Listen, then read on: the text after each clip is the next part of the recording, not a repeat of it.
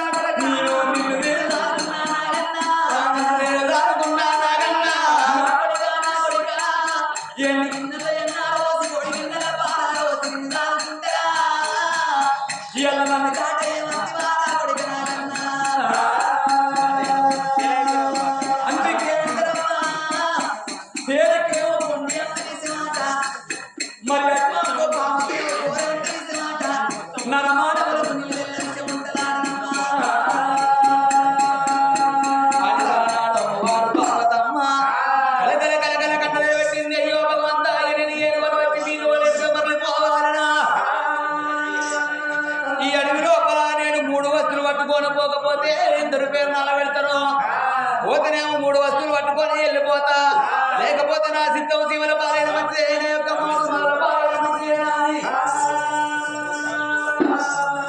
అడుగు లోపల కన్న తల్లి ఎర్రడి ఎండల గుమ్మడి పండు అరే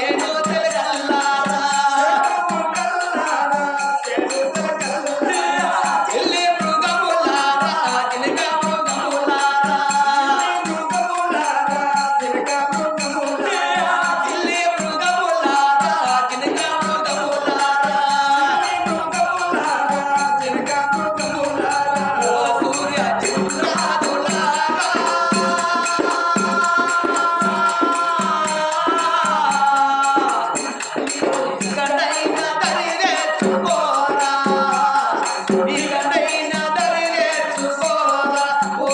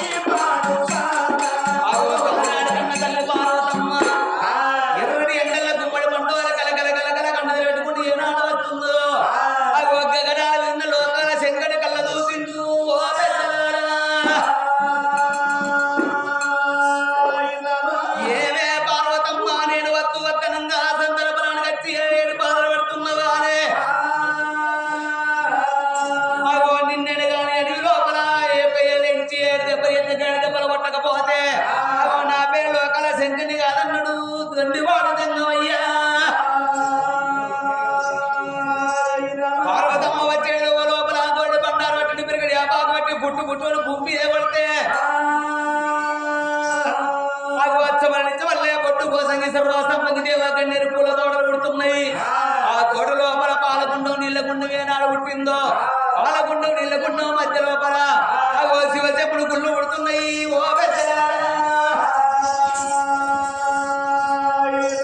ఆ శివ చెప్పుడు గుళ్ళ కాడలో కాలచంద్రుడు గోడ బండారు ఒళ్ళు మీద పట్టుకొని పుట్టు పుట్టు అంటే